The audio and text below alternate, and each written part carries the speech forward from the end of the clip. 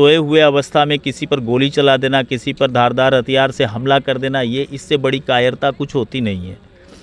और इस तरीके के कायरतापूर्ण कार्य वहाँ से किए गए जिस धरती पर दर्जनों स्वतंत्रता सेनानी पैदा हुए। साथियों नमस्कार, नमस्ते। ये समाज में जो अपराध की ग्राफ घटने के बजाय बढ़ती ही जा रही है, आखिर इसके लिए हम या आप दोषी किसको मानेंगे?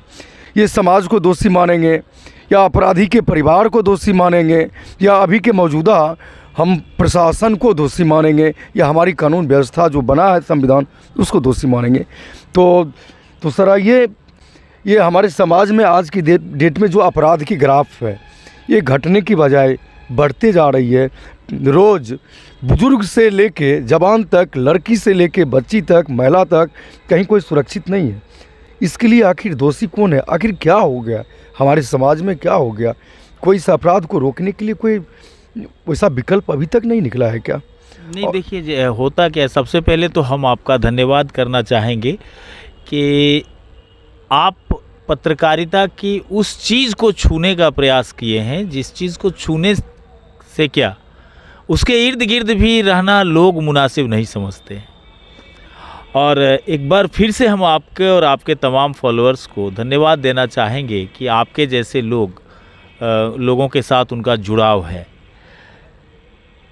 खबर बहुत तरीके से आती है, कभी लूट की, कभी हत्या की, कभी रेप की, कभी गैंग रेप की, कभी लूट लेने की, कभी बैंक लूट लिया, कभी मार्केट में लूट लिया, कभी व्यापारी को लूट लिया। तो इन तमाम चीज़ों का खबरों 70 साल के बुजुर्ग को भी गोली मार दिया जाता है।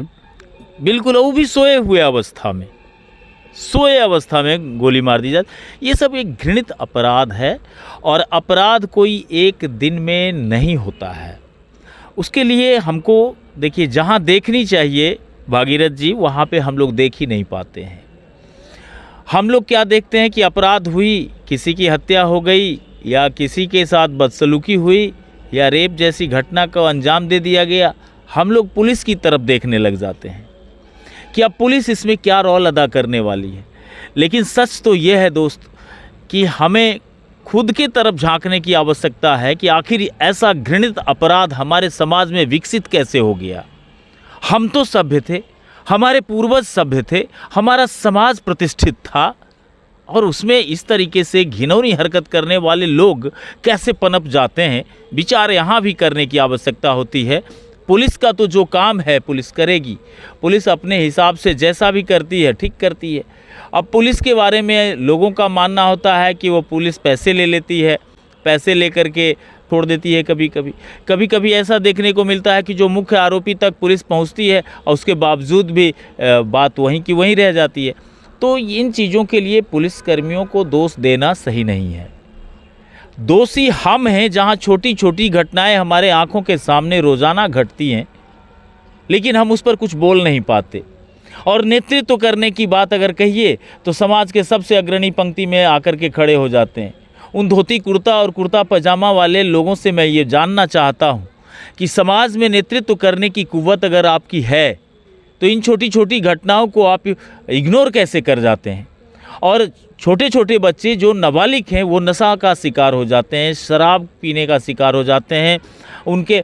और क्या एक आजकल तो एक ट्रेंड चला है कि कोई अगर एक आदमी समाज के अंदर, समाज के बीच ऐसा व्यक्ति बैठा हुआ है जो अपराध जगत से जुड़ा हुआ हो, वो क्या करता है कि टीनेजर्स को आजकल हाईजैक करता है। उसके पीछे 2 रुपया खर्च करेगा, 100-200 खर्च करेगा, उसके बाद उसको शराब पिलाने की आदत लगाएगा, उसके बाद उसको हथियार पकड़ा देगा और चुपके से उसका एक तस्वीर भी हथियार के साथ खींच लेगा ताकि ब्लैकमेल इसका किया जा सके। ऐसी बात है।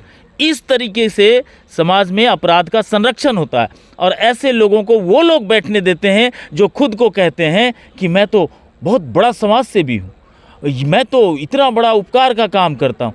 अरे क्या खाक उपकार का काम कर रहे हैं आप पूरे समाज को आग की उन ज्वालाओं में झोंक चुके हैं जिन ज्वालाओं से अब समाज को उबार लेना बहुत कम के बूते की बात है।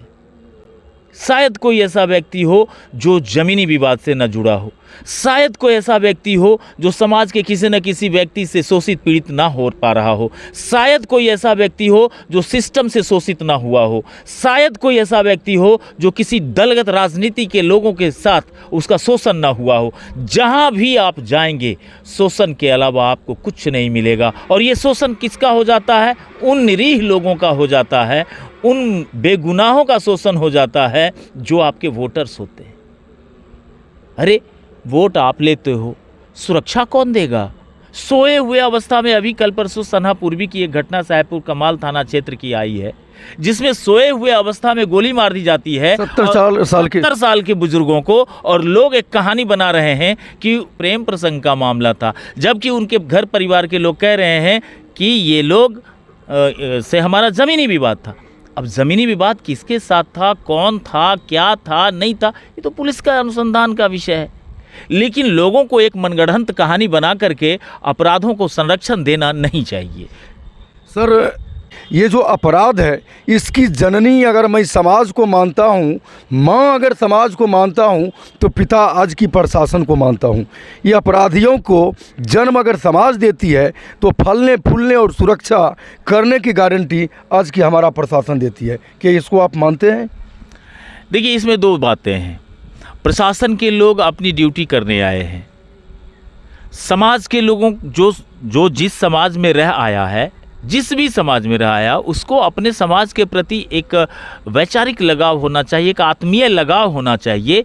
और ये आत्मीय लगाव ना होकर के राजनीतिक षड्यंत्र का पहलू बना दिया गया है, जहां लोग अपने स्वार्थ को साधने के लिए किसी के भी होनहार बच्चे को ब्लेम कर देंगे।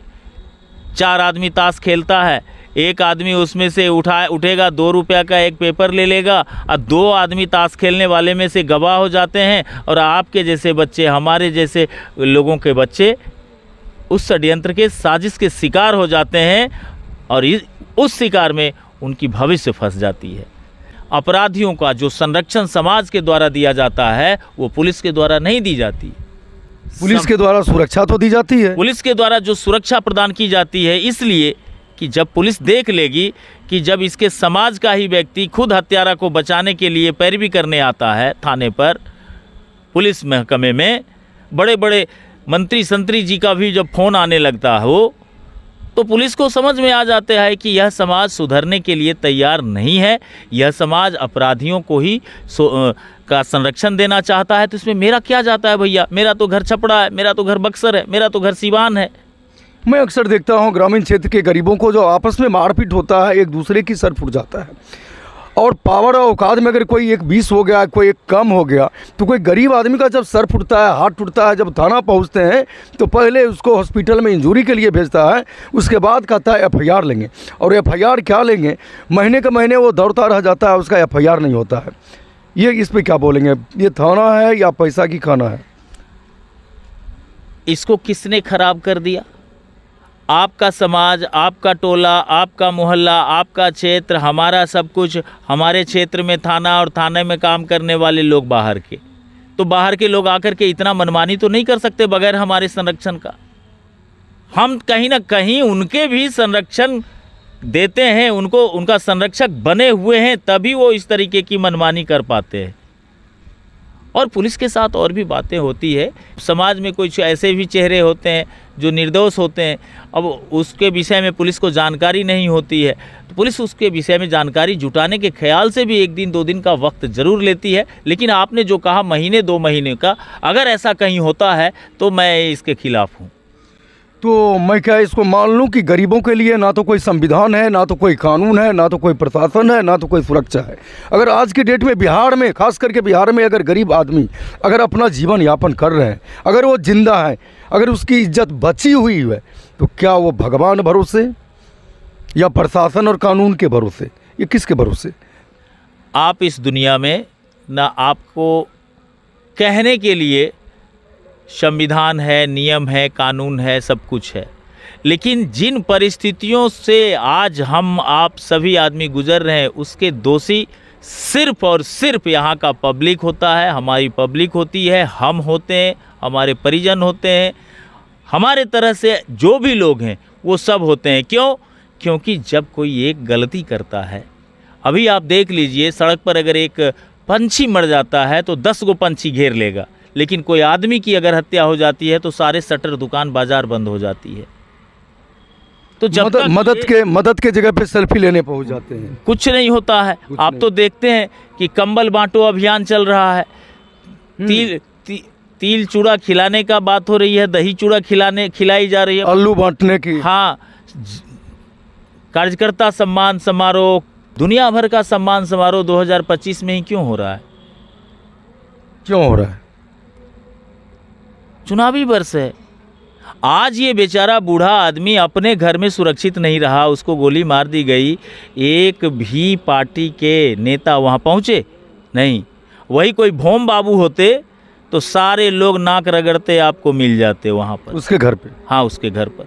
बेचारा किसान आदमी था, मजदूर आदमी था, मजदूरी करता था, उसका बाल बच्चा मजदूरी करता है, उसकी ज़मीन का विवाद था, और ज़मीन के विवाद में उसकी हत्या हो जाती है, और उसी समाज के द्वारा एक नई कहानी गढ़ी जाती है कि एक प्रेम प्रसंग था। 70 साल के ये नहीं सोचा गया भागीरथ जी कि जो घटनाएं हुई वो घटना निंदनीय है, शर्मसार कर देने वाली घटना है। सोए हुए अवस्था में किसी पर गोली चला देना, किसी पर धारदार हथियार से हमला कर देना, ये इससे बड़ी कायरता कुछ होती नहीं है।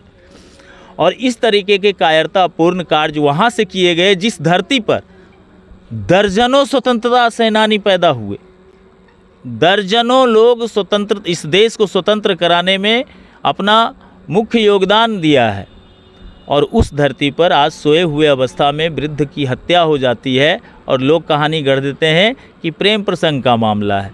अरे प्रेम प्रसंग, आप ये भी नहीं सोचा कि एक तो बेचारे वृद्ध की हत्या हो गई और ऊपर से हम उसके घर की बहू बेटी की इज्जत को भी सड़कों पर लाने को तैयार हैं।